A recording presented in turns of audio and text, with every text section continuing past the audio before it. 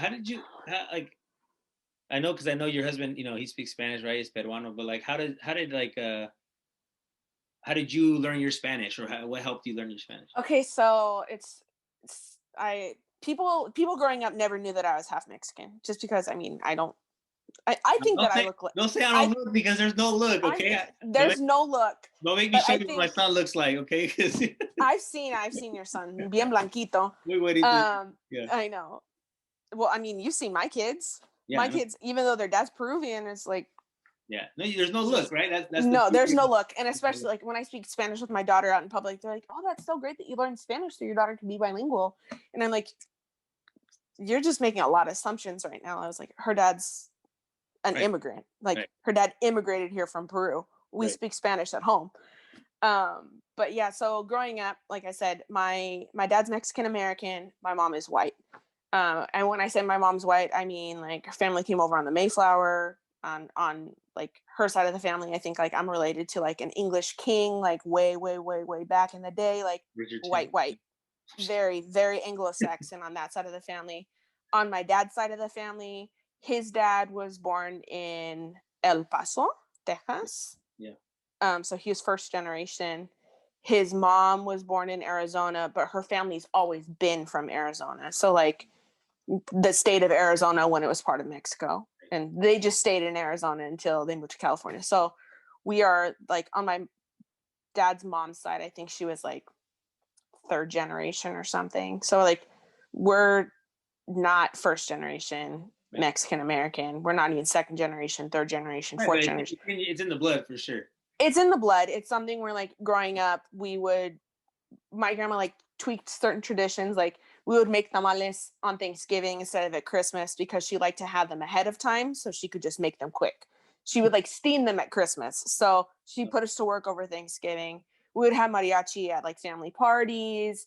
Okay. Like she would say certain things, but she never spoke Spanish fully.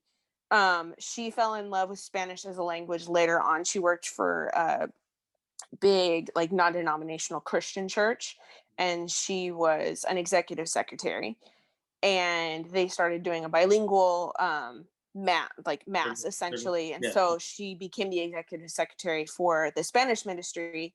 And when she did that, she realized like I could really up my education as far as Spanish goes. So she decided she did essentially like a summer abroad at like 70, went to Spain, studied Spanish in Spain, and then came back. And ever since then, like she just spoke Spanish all the time. And we're like, That's grandma, like she went from being the person that like only spoke Spanish, like chismeando, like gossiping with like yeah. my aunts and uncles, with her brothers and sisters, to like speaking Spanish all the time and like saying things to me like, Mija, I'm just going to tell you in Spanish because it means more. And then she would speak Spanish to me. And then my sister would be like, what did she say? Because I was the only one. I took Spanish in high school, but it was never something where my parents both spoke Spanish to us growing up. My mom spoke Spanish because she took Spanish in junior high and high school, and my mom minored in Spanish in college. But my dad's what we call pocho. Like my dad, he gets people who come up to speak Spanish to him on the street, and he'll turn to my mom and be like, what'd they say? Because he looks like he speaks Spanish, but he does not There speak you go. Spanish. Yeah. Not in any way, shape, or form as good as my mom. Like my dad speaks Spanish as well as my 7-year-old daughter does. Um, and my mom can I do conversational Spanish. Like, so it was something where growing up, it was always like a passion. Like I always connected to it. It's kind of hard when you're like bicultural, because like I can't say that I'm white because then I'm like denying the fact that I'm Mexican. Right. But I can't say that I'm Mexican because then I'm denying the fact that I'm white. Makes yeah. Um, so I was like That's tying into the language part of it and just kind of like learning things as I grew up. And then when I was in high school, I started really getting into it. I had a great Spanish teacher who he wasn't even the teacher. He was a long-term sub. It was like they got the best long-term sub they could. He came in, he taught literature. He only conducted this class in Spanish. It was like Spanish 2. It was to the point where I did so well in Spanish 2 and he taught so much that in high school, I only took 3 years of Spanish and I passed the AP test with only 3 years of Spanish, Hey, that's impressive. which I'm like, that speaks to how good that teacher was, and then the teacher I had after. Well, yeah, and also Um, you, right? Because you had the maturity and the effort to actually put in, because it's hard to do. exactly. So I passed the AP test in high school, and I was like, you know what? Like you in college, it was something where I was like, I went in a music for music, and that just, it wasn't a good fit for me.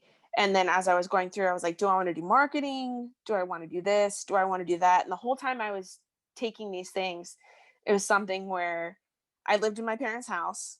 And the rule was, if I'm going to live in my parents' house, I have to go to church on Sundays, and I have to have a full unit load. So I have to have 12 units. Okay. I have to be in school full time, and I have to go to church on Sunday, and that was their two rules. And so I wasn't really finding classes that I wanted to take. So every single semester I was like, I'm just going to take Spanish. So I was like, I'm good at Spanish. I get A's. Like, I'll just take it. So it was like I was taking like literature classes, I was taking language classes, I was taking any undergraduate classes that I could at the junior college level. I took other language classes because I was like, you know what, I'm good at Spanish. Why don't I try taking German? So I took German for 3 semesters. I took French for a semester. Mm. It was something where like language just really piqued my interest. So when I decided finally, I was like, I'm finally just going to go and get my bachelor's degree. Because I was just, I was taking school classes to take school classes and going to school full time just so I didn't have to pay rent outside my parents' house.